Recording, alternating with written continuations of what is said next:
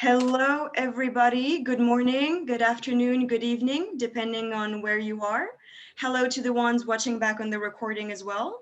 And welcome to our participants as well as wider audience. I am Ines, I am French, and I am an intern in marketing and event planning with Pagoda Projects. Today, we have a webinar revolving around how to apply for your first job. And we have with us two fantastic speakers from a lit career direction, Sally and Pervin. I'm not telling you any more about how amazing they are because they'll introduce themselves in a minute. However, I do want to give you all a quick outline to the structure. So the webinar will be an hour long, and I will leave the floor to both Pervin and Sally for the time being. And I'll be back with you all for the live Q&A session in the end. Do not forget to submit all of your questions in the Q&A function at the top or bottom of your screen. And we all encourage you to comment in the chat function. On this note, I'll be leaving you in good hands. Sally and Pervin, over to you. Thank you, Ines. Thank you very much, and good morning, good afternoon, and good evening to everybody, wherever you are.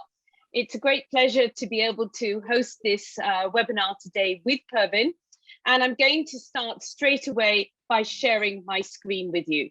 I hope now that everybody can see my screen. I'm going to put it on the play function, so hopefully it will, I'm just going to do that.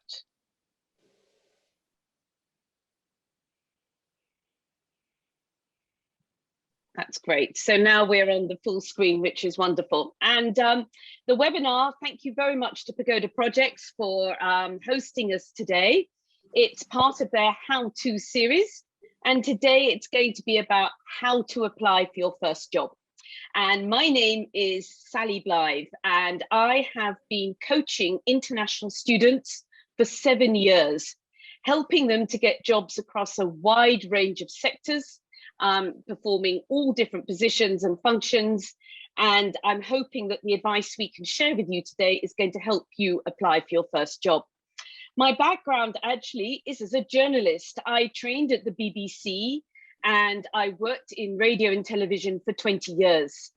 15 of those years were spent in Hong Kong. I'd also previously lived in Japan. And I worked in Hong Kong covering business, financial, economic news for the whole of the Asian region. I've also got a background in managing teams in PR, fundraising, marketing, and events. But it's my great pleasure today to be co-hosting this webinar with Pervin. And I'll just leave her to introduce herself to you as well. Hello, everybody. A very good morning, a very good afternoon, and a good evening, wherever you are tuning in from. My name's Pervin Sheikh, and I'm a London-based executive coach. Prior to becoming a coach, I spent a number of years working in investment banking as a corporate finance researcher for Merrill Lynch, Lehman Brothers, Bear Stearns, Boston Consulting, and also McKinsey Consultants. I was very lucky to work with McKinsey Consultants as well. I actually decided to become a coach whilst working New York hours in London, and I'm glad I did it because I now have the pleasure of working with clients based in Fortune 500 and FTSE 100 companies around the world. I set up a startup company about 4 or 5 years ago, and that was actually a very good experience because it gave me an insight into how fast the business world is changing, but also the skills and knowledge, experience, determination that you need in order to be able to thrive in today's business environment. And I met Sally whilst working as a career coach for a company we both worked at, and that gave me exposure in terms of cross-cultural communication, but also working with very passionate and determined individuals who wanted to be very successful in securing a role in the United Kingdom. Handing you back over to Sally. And I just want to elaborate a little bit on that. I believe that, the cross-cultural experience that Pervin and I have had has really helped a very, very large number of students like yourselves to find a job. And this is really where our coaching has been able to help them. It's helped people have a direction as to what their career goals are.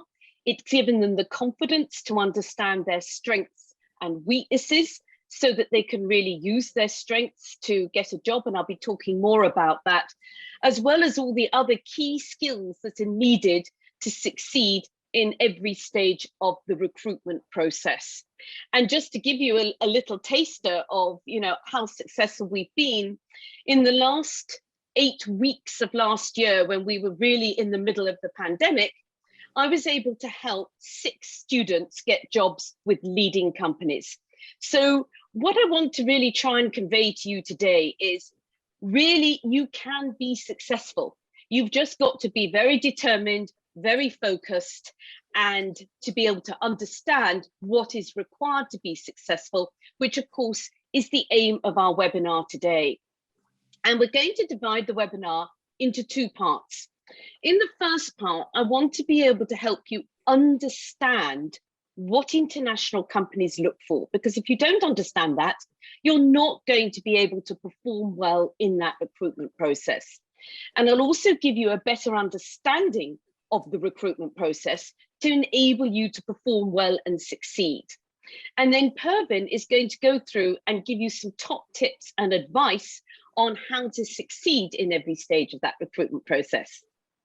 So I want to begin by absolutely emphasizing to you that getting a job is all about selling yourself to a company. And part of what our coaching does is actually help people to understand their strengths so that you can use those strengths to sell yourself, to stand out from the crowd.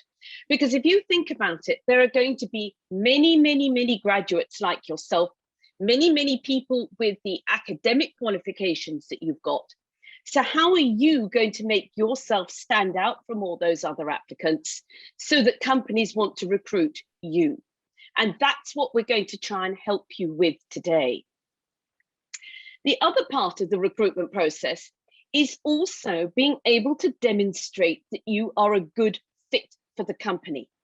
And so many times when I've helped candidates to succeed and they've received those job offer letters, the job offer letters haven't said, oh, we're offering you this job because we think you're the best person for the job. They've said, we're offering you this job because we think you're going to be a great fit for our company. And again, I'm going to expand on this during this webinar to demonstrate what we mean by being a good fit. Because companies are ultimately looking at you to see how you can fit in with that company's culture and whether you actually share those same values as the company, as well as having all the skills that are required for the jobs which you're applying for.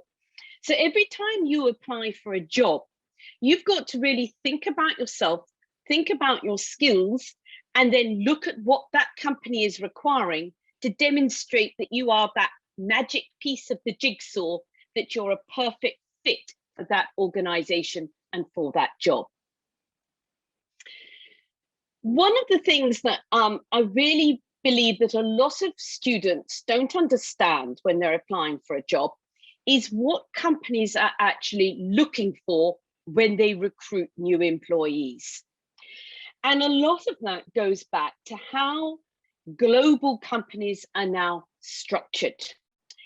And companies are very much moving away from that sort of vertical structure, whereby you might be applying for a job within a specific department, where you'd be responsible to a manager, who'd be responsible to a regional manager, who may be responsible to a director, and so on. That's a very linear vertical structure.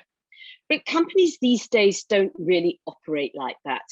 They've emerged into really being a much flatter structure. You've got to imagine when you apply for a job, you're going to be applying to be part of a global team. You're going to be working with a very diverse mix of people on a range of different projects. So you could be working with one team on one project with one manager, another team on another project with another manager, your line manager, maybe, it's the person you're directly responsible to in your department. Now, if you think of those type of organizational structures, Companies are looking ultimately for people who are going to fit into those structures. So they're placing a lot of emphasis on your communication skills, on your ability to fit into global diverse teams. They're looking for people who ultimately can be leaders of their business to help their businesses grow. And they're looking for other skills as well, like time management or your problem-solving skills. And if you don't believe what I say, I've got here the recruitment criteria for 3 top companies. And if you look at the one for Standard Chartered, they say, and I'm just going to see if I can move my screen a little. No, I can't. But anyhow, the point is that Standard Chartered is saying that you don't have to be a numbers person to join our company. This is a global bank. And they're saying your background isn't important to us. It's who you are that counts. It's what you've done that counts. Similarly, with the top 4, let's take EY, for example. It's say in the job descriptions on their web pages, it's your mindset that is just as important to us. And they say in an increasingly digital world, we want to make the most of your human qualities. And if you look at RSM, it says we don't look for exam results. We think passion, personality, and originality are just as important. We welcome applications for our graduate roles from candidates with any degree of any subject. So in other words, it doesn't matter what you've studied at university. Your degree doesn't count, where you've studied doesn't count, and you may think that's a bit of a surprise. But if you think about these company structures and what companies are looking for, they are placing much greater emphasis on the soft skills you've got rather than the hard skills. They want people who are passionate about what they're applying to do, passionate about the job, passionate about the company, and who are really keen to learn and develop themselves. So ultimately, companies are looking at your ability to work within a team, whether you've got the qualities to demonstrate that you could be a leader in the future. They want people who've got strong communication skills, people who can build relationships naturally within the teams that you're working with, or within the companies, or with the external stakeholders, the clients. And they want people who are curious, who question, who say what, why, how, because that's how you're going to have the development of new and innovative ideas and how you're going to help that company progress.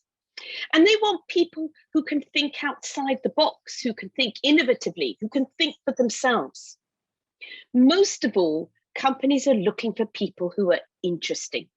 If you've just stayed in your study the whole time while you've been at university working, how are you going to develop these soft skills that companies are placing so much emphasis on?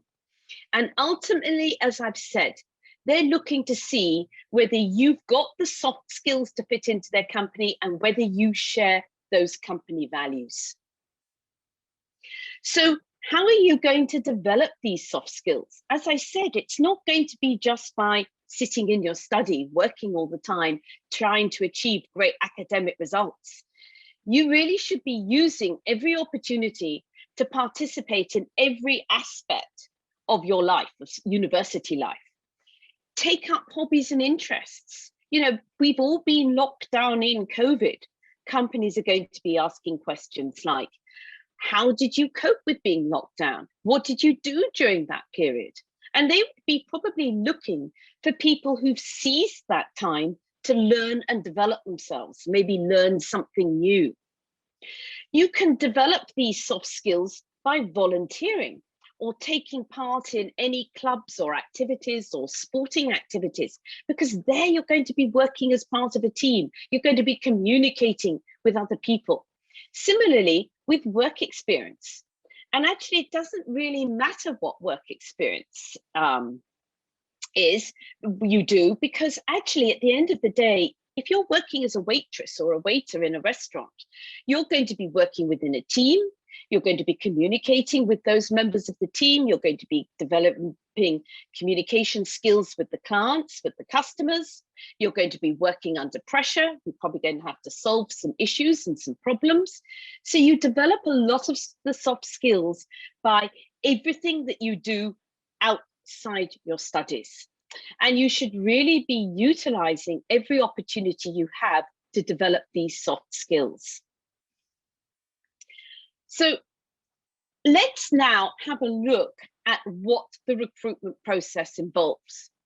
And as Pervin will be explaining, at every stage of this recruitment process, companies will be looking at your ability to demonstrate that you're going to be a good fit for the company, that you've got the soft skills that they require, that you're somebody who has researched their company well and actually share those company's values.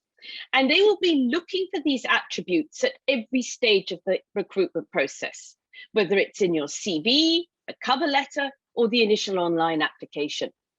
They'll be looking for it in the online tests, because in the online tests, you'll be sitting something called situational judgment tests, if you haven't done so already, where they put you in the position as if you were working in that company. They give you different scenarios and they ask you questions about what you would be doing in each of those scenarios. And you have to choose your answers from a multiple choice selection of answers there. And again, they will be looking to see whether you match those company values and you've got the soft skills that they're looking for. The same in the video interviews and the same in the assessment centers. And often following the assessment center, you will get a final interview as well. So the recruitment process is 5 stages. And at every stage, it's going to be virtual and online. And just to demonstrate this, let's look at another one of the big 4, the Deloitte recruitment process. And here they've got 4 stages. You apply online, you've got an immersive online assessment, which means the situational judgment tests. You then have the video interview stage, which is a job simulation test. And then you have the final stage assessment, which is the assessment center. And there's also a final interview as part of that process.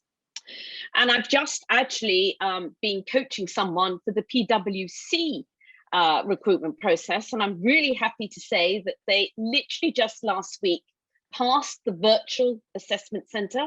And they're now down to the final interview for the process. And I've got very strong hopes that my client's going to be offered this job. And he had to go through exactly what is displayed here. They had to do an online application. They had to do what's called the Career Unlocked at PwC, which is the online assessments. He then had the video interview and then the virtual assessment center. And now he's through to the final stage interview. And what you have to realize is that virtual recruitment is here to stay. Companies are not probably going to be going back until it's the final stage interview, where they're going to really be having face-to-face interviews. So one of the key skills and the tips that Pervin's going to share with you is how to perform well in this virtual recruitment process. Because at every stage of this recruitment process, companies are using sophisticated recruitment programs, whereby they're using AI to assess your applications and to assess your performance during these video interviews and virtual assessment days. The video interviews can be really 2 types of video interviews. It could be just a straightforward question and answer, whereby you have a pre-recorded question and you have got 2 minutes to answer that question. And companies have usually typically between 5 and 10 questions that they want you to answer and to record your responses. But as you could see from Deloitte and PwC, many of the larger global organizations have moved on to what they call job simulation tests. And this is where they put you in the position as if you were actually part of that company working in the department for the job which you've applied for. And you are given a lot of exercises to do. You'll have some interview questions. A lot of it will be scenario situations about you're joining a global team. How are you going to ensure that you can fit in with that global team?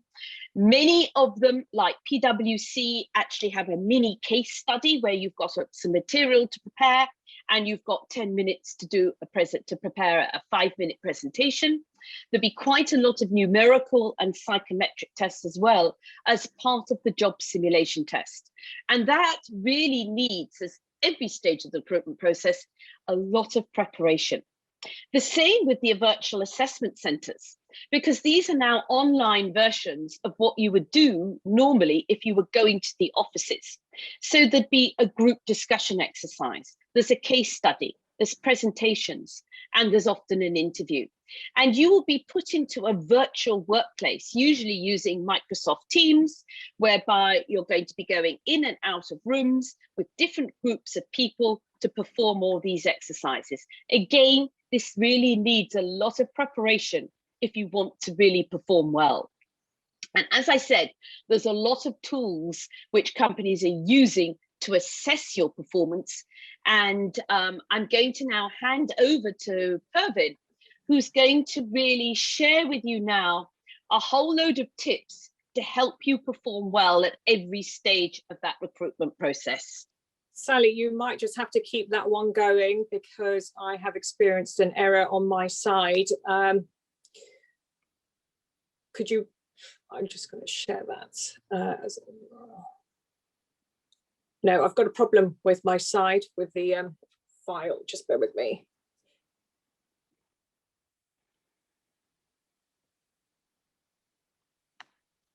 I will have to escape from this and then share again. Yes, please.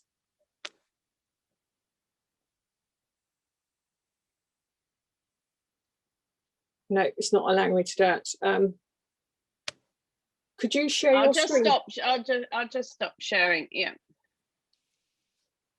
I've just got to find the presentation again. Okay. Hopefully. All right, because it won't allow us to do it at the same time. Okay. I'm just trying to get rid of this window here. Gone. Right, perfect. So Sally, thank you very much for that. And on to my favorite subject, which is CVs. A lot of people hate CVs, but I love CVs. The reason being is because I am a professional CV writer and I have seen thousands of CVs since becoming a coach. And I can sense a CV by within 3 seconds of actually looking at a CV. And I see a lot of people make some very, very big mistakes here. And I just want to kind of quickly cover some of the do's and don'ts. So do's and don'ts, I've actually just got somebody who I'm going to potentially be working with very soon. Their CV is over 10 pages. That is not acceptable. And at a graduate level, no more than 2. And if you're going into finance, only 1 page, please. So on a CV, it's an opportunity for you to demonstrate who you are, what you've achieved, but also your experience as well in terms of internships or roles, or actually doing some voluntary work, or actually doing some charity work as well. Employers are actually looking for people who are very well-rounded. They're not really interested in just your grades. So it's not just about focusing on your achievements. I mean, I know people who just sort of like, spend all their time trying to get the A's and the first classes, but actually employers are now looking for much more than just the grades.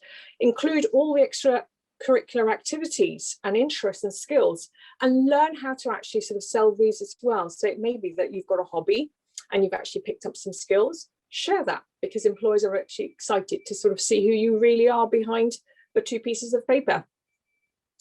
Don't just list all the things that you've done. Sometimes you see people just copy and paste job descriptions and put them online on their piece of paper. Please don't do that. It sort of like suggests that you couldn't be bothered. It also suggests that you didn't spend time creating your marketing document. And remember, your CV is very different from other people's CV as well. Very experienced employers can see how much effort you have actually put into doing your CV. If your CV extends more than 3 pages, employers will want to know why. So if you are a senior, you're allowed, but if you are a junior, no more than 2. If you're in doubt, make sure that you actually find out exactly what the CV criteria is for the company that you're applying to. Don't include a photograph in the UK because of the laws here. I know that internationally you are expected to put a photograph on. Don't use nicknames, and don't put nicknames in your email addresses as well.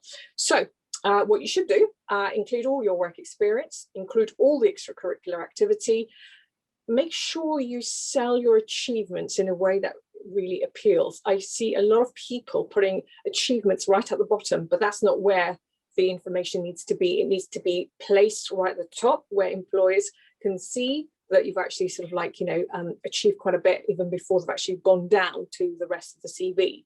Show the skills that you've developed. I see people making a very big mistake, which is to have a separate section to say which skills that they have. What is quite smart is for you to demonstrate how you actually got those skills through a proper experience or an example, such as initiative, leadership, communication, commercial understanding, team working, problem solving, critical thinking. There's no point in me putting on my CV that I'm very good at critical thinking. I want to be able to demonstrate that on paper. Be professional and be interesting. Don't be too cocky and don't be too friendly because they don't like it. How do you prepare? So once you've actually sort of like got through that bit, and a lot of people fail at this stage because they actually made some very big elementary mistakes. So if you've gone past that and you're through down to the next round, in terms of your video interview, please make sure that this is really sort of like, you've got this sorted out. I spoke to somebody yesterday. They spent the majority of that phone call looking everywhere else instead of the camera. It suggested that they were A, nervous, 2, couldn't be bothered, or actually don't really know the etiquette of video calls. Look at the camera at all times because that's where your focus should be. If it is a recorded video interview, please make sure that you actually keep focus on the video. Even if it is a one-to-one live video interview, please do the same thing because the video is where the interview will be looking at as well. And when you're connected eye to eye, it's exactly how it should be when you are in a face-to-face interview. So treat a video interview like a real life interview as well. Get very familiar with your camera. So making sure that you're sitting in a comfortable place and making sure that your background is fairly clear and clean. Make sure the lighting is good and make sure your internet connection is also sort of up to speed as well. It is really distressing. It's actually quite annoying as well when your internet connection isn't well, because the interviewer expects you to be able to actually be in a place where the interview can take place without major interruptions. You are expected to dress in a business fashion. So I would recommend top smart, even if whatever you're wearing at the bottom, it's not necessarily so important. But I actually like to dress up top to bottom because it makes you feel that you are ready for it, and it shows in the way that you deliver. Just be aware of your body language. We see a lot of people, Sally and I see a lot of people do a kind of like, magic with their hands. Make sure that your hands are away from the screen. It's very distracting. If you are going to be using notes, please don't refer to your notes too often because it sort of suggests that you haven't prepared and that you are just basically reading through your notes. Don't be like a robot, because it's very easy for me to speak like this and there is no enthusiasm. Whereas if you change your tone slightly, it sort of like shows that you are engaged. So be comfortable with the place that you choose and make sure that your camera is at the length of your eye, and so that you don't look as if you're looking up or down. Dress professionally and remember your body language as well. It really does matter. Experienced interviewers can sense your state of mind by the way that you are actually delivering your interview and the way that you're actually engaging with them. Be positive, be enthusiastic, smile, and be confident. So research, as a professional researcher as well, this is fundamental. You cannot afford to make mistakes on this one. The reason being is because it makes a difference between targeting the right organizations and doing as much research as possible to actually missing out on opportunities. So for your job research, understand your strengths and understand how you can use your transferable skills.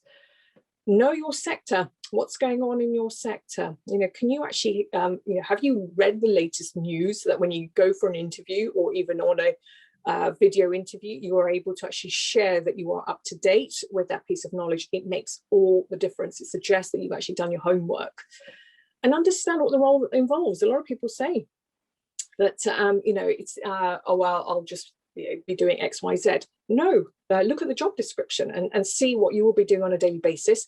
If you are unsure of something, ask the interviewer if this is a live interview. If not, make sure that you actually get hold of this information before you do your video interview. In terms of the company research, look at the skills and experience as well as the company values. The culture, the mission and values are really important because it sort of suggests whether you've actually done your homework, but also whether you are inspired by it, because if you're not, it will show when you are actually engaging with the interviewer live or on record. Know their clients, know their services and their competitors as well. Read the news, as I said earlier, and make sure that you understand what the organization does. A lot of people are actually sort of like, think they know, but they don't really know. And when asked, they get tripped up. So when you are preparing for your interview answers, what to expect. There will be a variety of questions.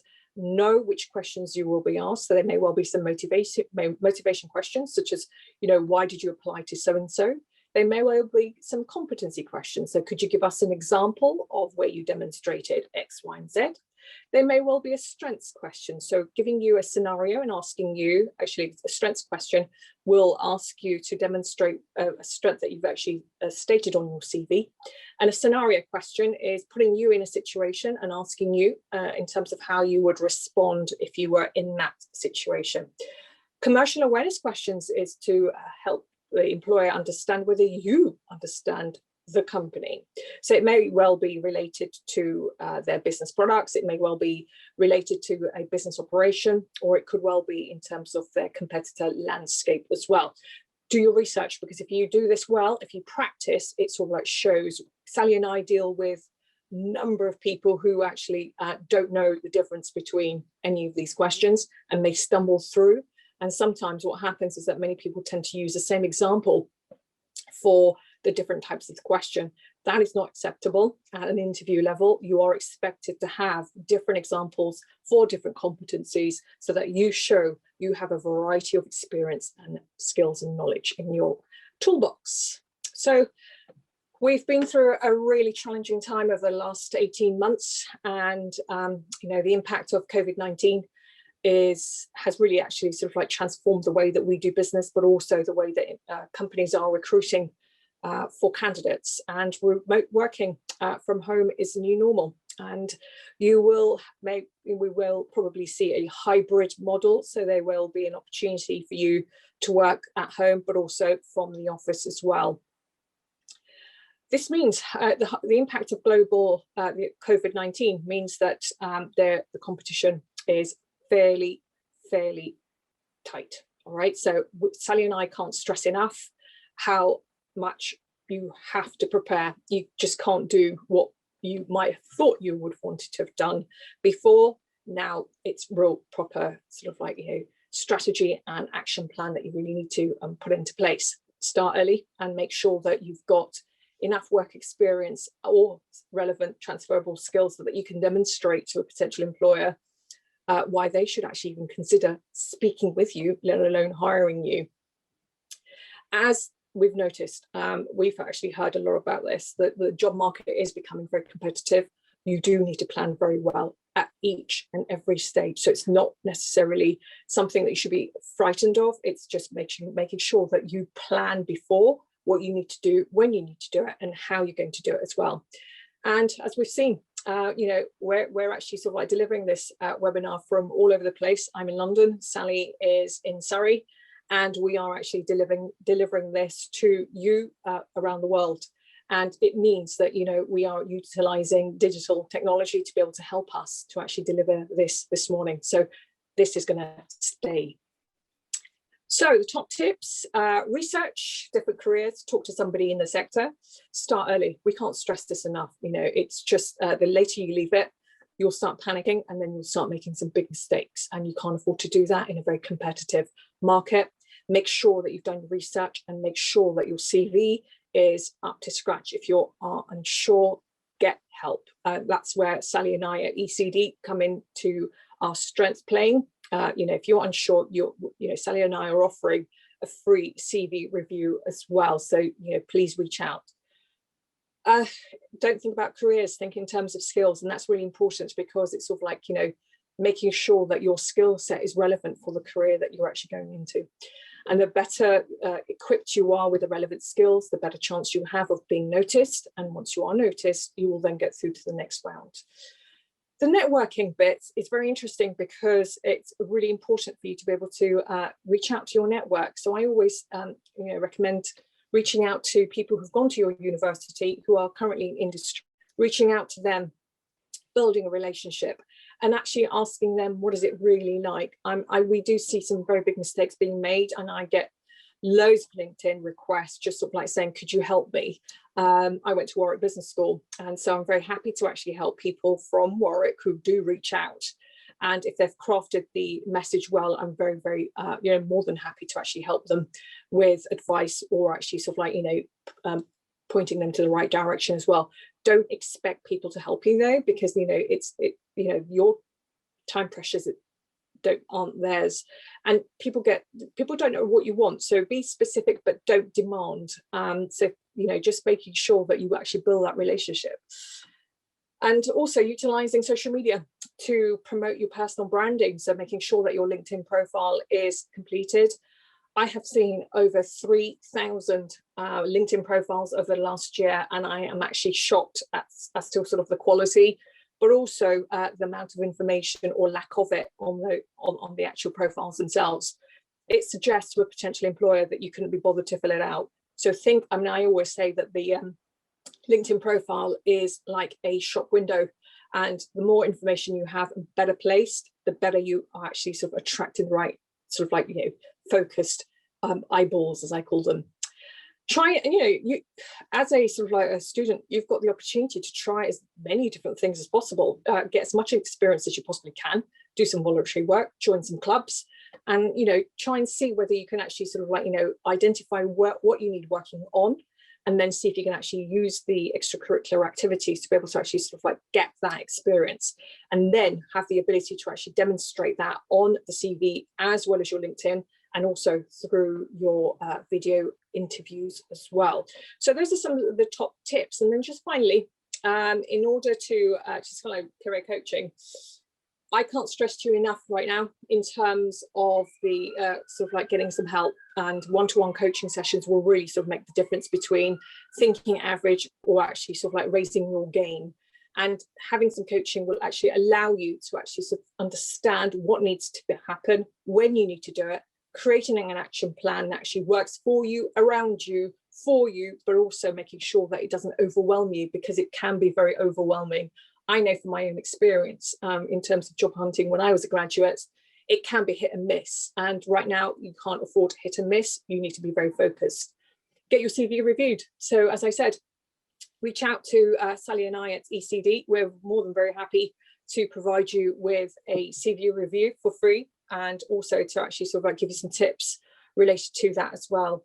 Coaching will help you to actually get a strong action plan together. This will help you with your confidence levels, but it also will give you the opportunity to actually sort of like think what's missing, what you need to work on, but also your focus in terms of moving forward, and also helping you to prepare for your interviews as well. So this is the interview part, as well as the assessment centre. But more importantly, if you have a one-to-one post the assessment centre, we will help you with that as well. And employers can sense whether somebody's confident or have actually tried to fluff it, and they will notice this as well. So Job hunting is about demonstrating your ability to highlight your skills with confidence, with the right attitude, with the right action plan, but also ensuring that you are actually quite comfortable along the way. It's natural to be nervous, but don't let those nerves get the best of you. So this is where coaching can then really help you to deal with your, how do you manage yourself online, but also, understanding sort of like what's expected of you. So for example, if you are an international student and you're applying for a role in the UK, coaching will help you one-to-one in terms of cross-cultural understanding. So what are companies looking for? How are you expected to behave? And also what you are going to be sort of like doing, especially if you're doing presentations or if you're going to be doing a meeting. I know I've worked with people where, they've come in from abroad and they've actually sat quietly in a business meeting. And that has just got them into a lot of trouble, because in their feedback during their sort of reviews, that has been something that's actually come up for them. So know how to actually, participate well, learn the cross-cultural norms, and actually sort of like go forward with confidence. So stand out for the crowd. And, Sally and I are now very happy to take questions from the floor. Hello. Thank you, Sally. Thank you, Pervin. Very insightful, specifically for myself, because I am a university student and I will have to be doing all of this very soon. So thank you. And to kick off this Q&A session, we have a question that actually came in before the event from Devika, and asks, how would the process and changes differ for international students? What advice would you give to them? Sorry, could you just repeat the first part of that question? The first part was, how would the process and chances differ for international students? How would the process differ? I'm not quite sure what the question means, actually. What that means, what they're trying to say. I mean, the process for international students is, if you're studying in the UK, once you graduate, whether it's with a master's or with an undergraduate degree, you've now got the new postgraduate study visa, which enables all international students who are studying here on Tier 4 student visas to be able to then be able to apply to stay on in the UK for 2 years after they've graduated. And this gives you 2 years to look for a job. On top of that, you've also got 2 years to be able to apply for a job which is going to sponsor your visa, because the government have introduced the working visa sponsorship scheme, which allows, it really replaces the old Tier 2 visa. So, but the whole point of all this is that you really can't waste time. You can't think, oh, I've got 3 years of my undergraduate studies, and then I've got 2 years on my PSW visa. I've got 5 years to look for a job. It really doesn't work like that, because you're not going to get a job just like that. What you need to be doing is you need to be starting early, getting some work experience, getting internship experience, a bit like you in this, really. You are doing an internship now, you're going back to your studies, and you're going to be in a very good position to start looking for a job for when you graduate.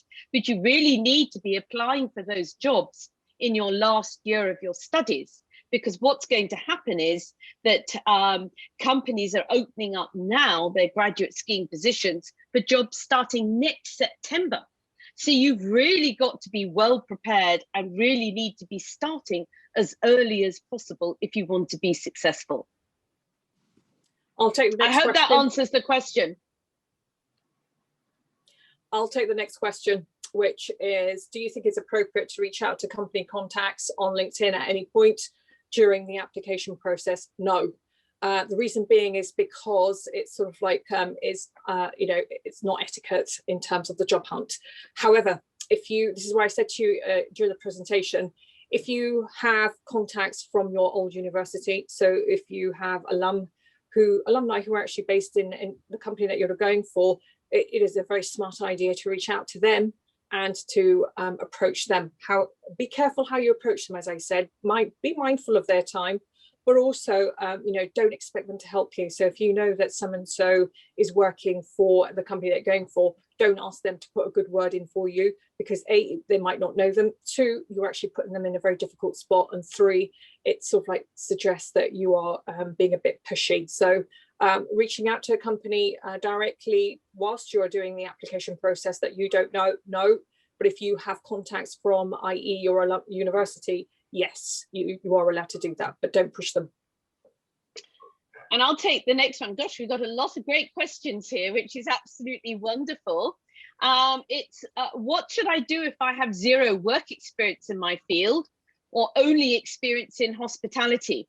Realistically, how can I compete with those who have experience in the field and already have contacts? Well, there's actually quite a lot of parts to this question. And I hope that I have tried to underline to you that, okay, having direct work experience is good, but that isn't just what companies are looking for. They're looking more at who you are. What have you done? Do you share those values? Have you been able to develop those soft skills that companies are looking for? So my advice in this situation is to really start pushing yourself outside your comfort zone. Start networking on places like LinkedIn. Build some contacts and see if you could get some virtual work experience, virtual internships through connecting with people. It may initially just have to be unpaid work experience, but you've got that on your CV, and then that will put you in a better position maybe to apply for a more full-time internship or even a full-time job. But really, you need to use every opportunity you've got to try and get some work experience. It doesn't really matter what it is, but if you're very fixated on the field you want to be in, as I said, start networking to try and find some informal internship, informal work experience, which you can then build on. There are also a lot of online internships that you could do. I mean, Pagoda Projects has a lot of internships they may be able to help you with. But there is also other companies like Bright Network, which gives you like 3 days internships. Really look on some of these websites, because there may be quite a lot there that could help you build your experience. Or do an online course, through Google or LinkedIn or something like that. There are lots of opportunities out there. Get networking, get onto LinkedIn, and to do some research. And I just add to that as well. So if you've done your networking bits and you have built relationships with alumni from your university, it may be that you could even do an off-cycle an intern with them, whether it's for a very short period of time or even if you go in for an afternoon or a couple of days as well. That all counts. Again, don't underestimate the power of networking. I'll take the next question, which is, I'm quite introverted. And I'm worried so many companies are really interested in extroverted candidates. Is there a place in the graduate job market for introverts? Absolutely. The job market isn't necessarily geared towards just the extroverts. It actually really benefits from having both extroverts and introverts.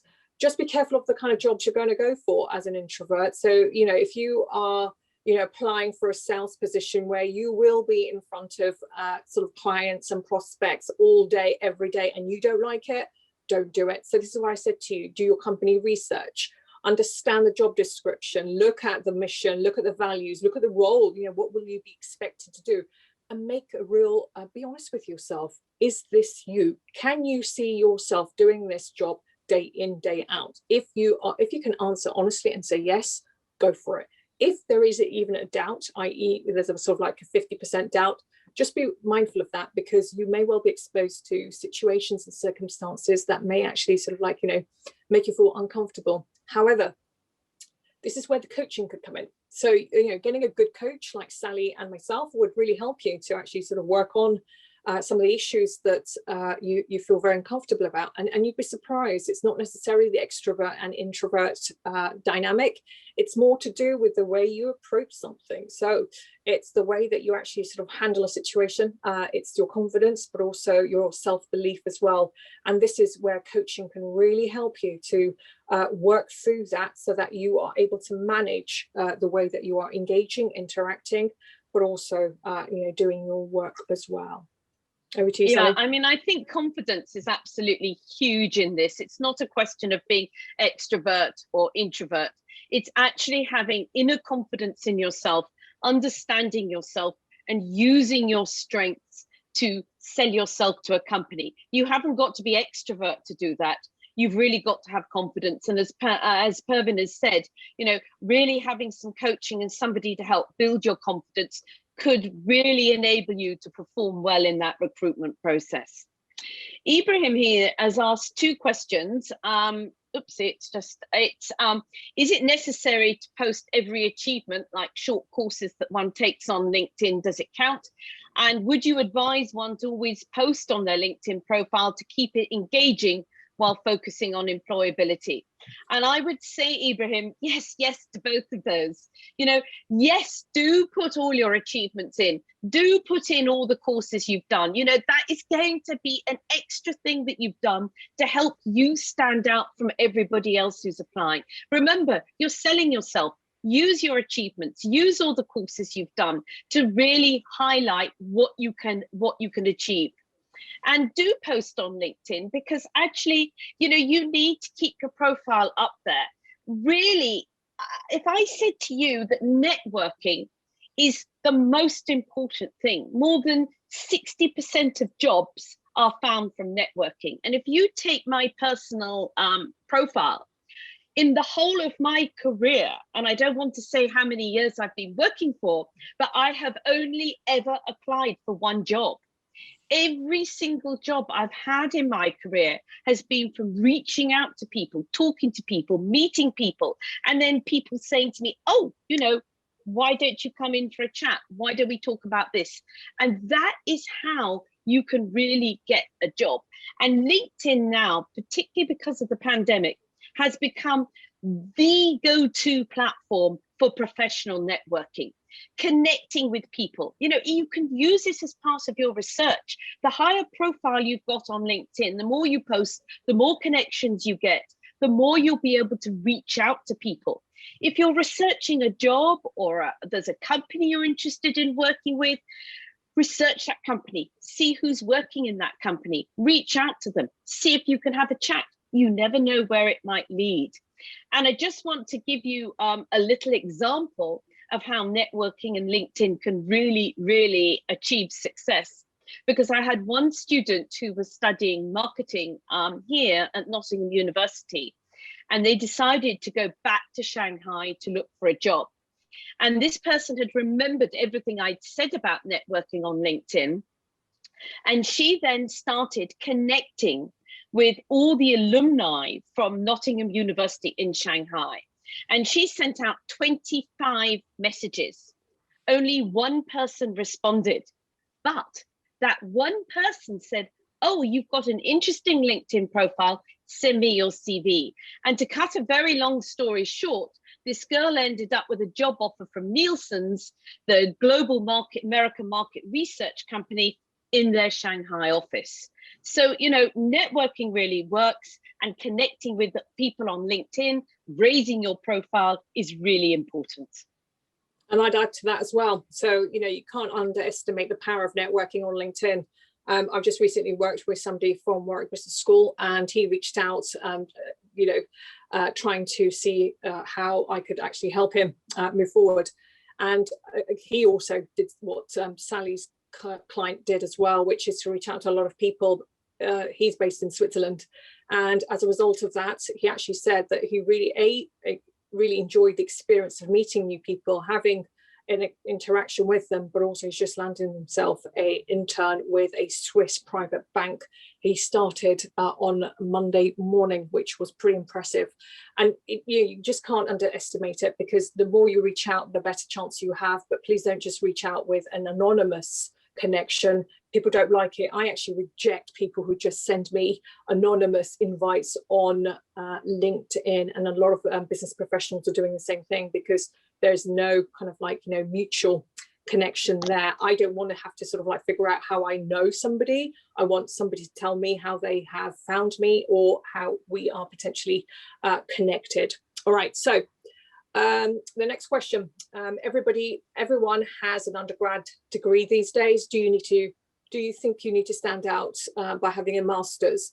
you've got to ask yourself, what do you want to get out of a master's? Are you doing this so that it means that the funnel just gets smaller? Or are you actually thinking that the master's will add impact to your journey? I would probably get you to start thinking about what is it that you actually want to do. And it could be that there may well be an alternative, which is to try and get some work experience, which probably would suit you better. And then if you feel that you wanted to do a master's later on, that could be something you could consider. Experience. The next question then is sorry Sally, sorry, I haven't just finished yet. I just basically want to reiterate what Sally was saying as well, which is that experience matters, not necessarily the grades. Over to you, Sally. Yes, I've just, any tips for graduates in the arts? Do you think a different approach is needed for applying for jobs in the arts? And I would say absolutely no. As you could see during the presentation, companies are looking at who you are. What can you offer that company? And it doesn't matter what your background is, you can actually apply for any job with any organization. What you've got to really do is to really think about how you can use your experience, your transferable experience, your transferable skills to apply for jobs. So you have to think outside the box. You have to think, what have you done? What have you done outside your studies where you can use this transferable experience and skills to another sector? So when you're talking about the arts, I don't know whether you're talking about academic subjects like history or English or a language, or whether you're talking about the creative arts. But I mean, I know for sure that if somebody who read history at university was offered a job with EY as a strategy consultant. So that just demonstrates how you can actually use your other experience, your other skills to apply for any job you want. The key thing is to be able to demonstrate your motivation for that job, your motivation for that career. Why do you want this job? Why are you interested in working for this company? And you have to do some research about what really stands out for you, what attracts you to that job, and then pull from your CV things that you've done to demonstrate as evidence of that interest. So I think the approach is the same for whatever academic background you come from. So the next question, I've been applying for jobs for almost a year now. I've never had an experience in the UK before. Does this affect the recruiter's decision? Yes, because it suggests that, you could have actually used your time to get an internship. As Sally said earlier during the presentation as well, there are virtual internships available. And if you haven't done that, it looks in a negative way on your behalf, simply because it suggests you actually didn't even bother to do anything about it. So yes, we appreciate that things are really tight right now. We also understand that it's very difficult to secure an internship. However, there are online internships. And as we've also, both Sally and I have said, using your extracurricular activity to actually land yourself some experience, it could well be something from a kind of voluntary experience, or it could be a hobby, or it could be a commercial hobby. If you aren't being creative or being enterprising by securing some skills and knowledge and experience, yes, this will go against you. I would just add one thing, though, that if you've had experience with a global organization outside the UK, then I don't think that would affect quite so much your position if you were then applying within the UK. What you really need to be able to demonstrate is your cross-cultural understanding, your appreciation of global perspectives. The next question is, while networking, should one focus on their career path or connecting with people from random backgrounds?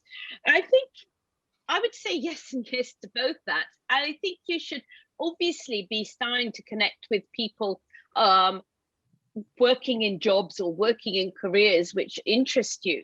But you should also be looking outside the box and broadening your network across the field, because it may open your eyes to opportunities which you haven't thought about. Or you may think you're going down one path and you may meet somebody and it may lead you off in a different direction, which actually is exactly the same as what's happened to me in my career.